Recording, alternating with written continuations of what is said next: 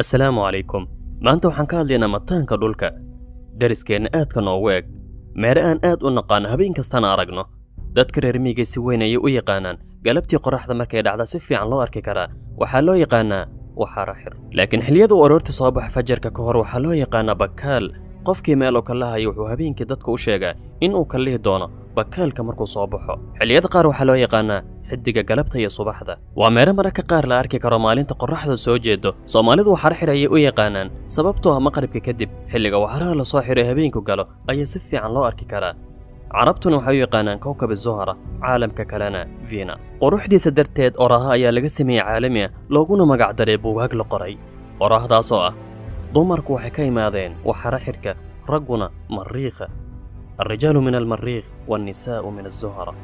Men are from Mars, women are from Venus. meerahan cajiibka badan ee ummadaha mashquuliyey aan wax ka ogaana maanta.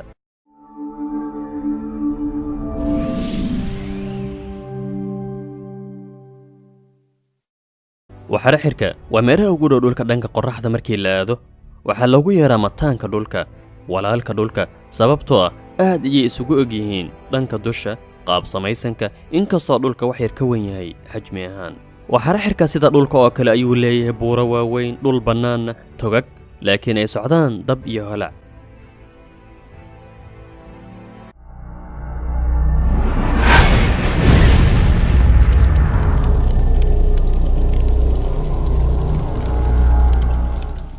heerkulka magaca ugu habboon ee lagu yeeri karo waxaraxirka waa foorno, jaxiimo. ereygaad rabta adeegso aad ku cabiraysa waxaad u kulul.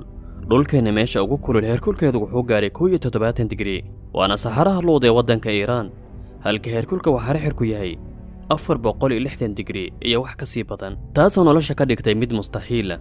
ruushka ayaa ku dejiyey deex gacmeed, laakiin kulaylka dartiis dhowr ilbiriqsi ayuu ku milmay. haddii aad istaagto dusha meerahan waxaad arki togag daba, buuro holcaayo, volkaano ilaa intii ishaad u qabato. waxaa laga yaabaa inaad isweydiisa meeraha dusa, cutaarid, mercury ayaa qorraxda uga dhow waxaraxirka, maxaa keenay inuu ka kululaado? waa su'aal fiican.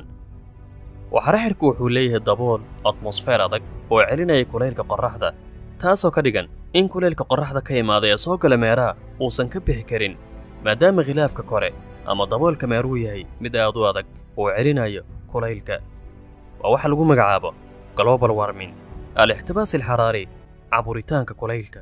haddaan wax yar dhulka dib ugu soo laabano waxaad in badan maqashaan baryahan in atmosfeerka dhulka khatar ku jiro, sababna u yihiin qiiqa warshadaha, gawaarida, falalka bini'aadamka kala duwan, taasoo keeni karta in daboolka kore ee dhulku adkaado oo qiiqaas ka buuxsamo, kadibna dhacdo in kulaylka dhulka ku xirmo oo meeluu ka baxo waayo, taasoo keeni karto in heerkulku aad u kaco.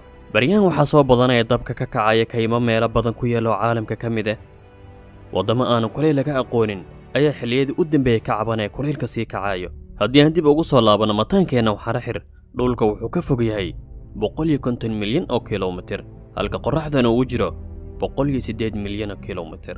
arrinka la yaabka leh ee waxaraxirka ka soocaya dhammaan meerayaasha bahda qorraxda waa inuu wareeggiisu yahay dhinacay saacaddu u wareegto, halka kuwa kale sida dhulkeenna u wareegaan cagsiga wareegga saacadda, taasoo keentay in qorraxda ay ka soo baxdo galbeedka una dhacdo bariga waxaraxirka. qiyaasaad cilmiyeed aanan si 100% loo hubin ayaa leh waxaa macquul ahayd in 3 bilyan oo sano ka hor waxaraxirku lahaa jawi la mida kan dhulka, bada waaweyn, roob iyo cimilo lagu noolaan karana ka jirtay, laakiin balaayiin sano kadib isu beddelay foorno birtu ku milanto.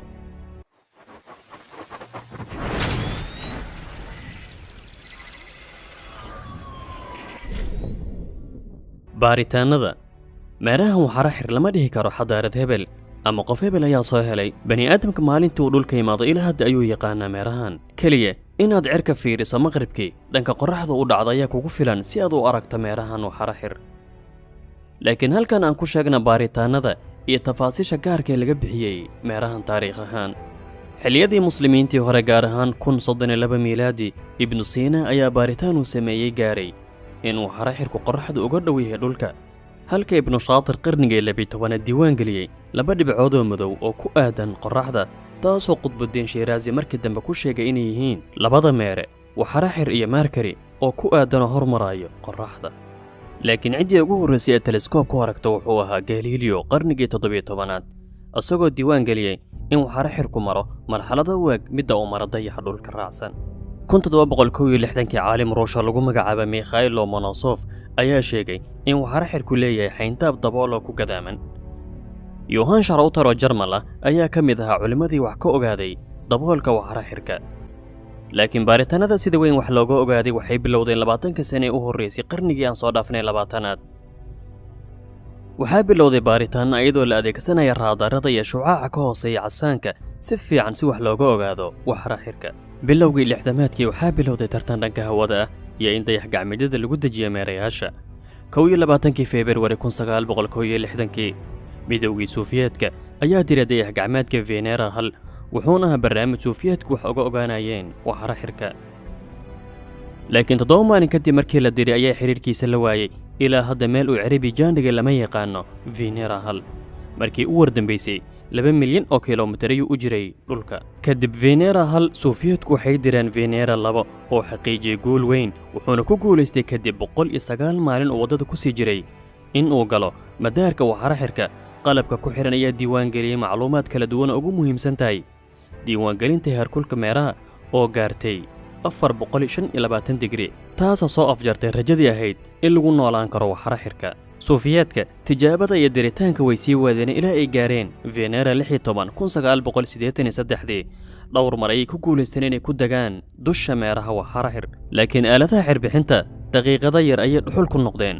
ma jirto aalad ilaa hadda u adkaysatay 5 daqiiqo wax gaarayo.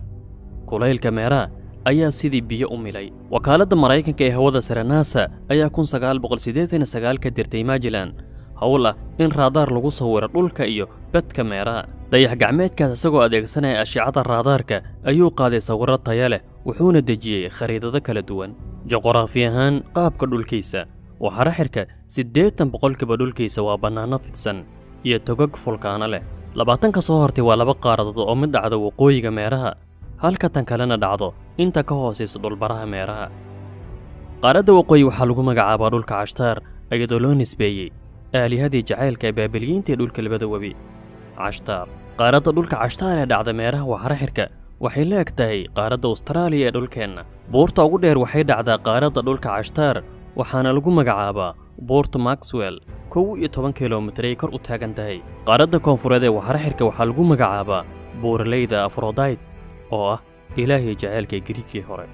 meera aanan dayax lahayn inkastoo meeraha waxaara xirku dhulka u egyahay laguna magacaabo mataanka dhulka haddana ma lahan wax dayaxa. arrimo badan ayaa la isla dhex marayaa sababta uusan dayax u lahayn sida meerayaasha kale markii laga reebo Cutaarid. marka koobaad waxaa loo sababeynayaa in Cutaarid uu ahaa dayaxa meerahan laakiin uu ka baxay wadadii uu ku wareegan jiray taasoo keentay inuu ka fogaado malaayiin kiiloomitir.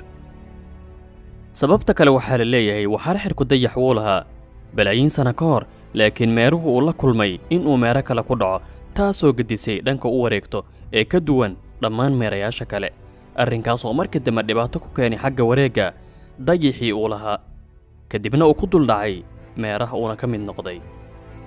inkastoo qiyaasahaas yihiin daraasad la sameeyey oo cilmi ku dhisan haddana ma ahan wax la hubo. ilaahay awooddiisa cid ka hadli karta ma lahan iyo waxa uu sameeyo. laakiin waxaan ugula imtixaamaya annaga basharhaan inaan isweydiinno oon ku fikirno awoodda ilaahay. adigan hadda daawanaya muuqaalkan isku day inaad soo hesho sababta uuna meerahan u lahayn wax dayaxa. fadlan haddii aad ka heshay muuqaalkan like saar kuna soo biir kanaalka haddii aadan weli ku soo biirin lana soco muuqaaladii u dambeeyey.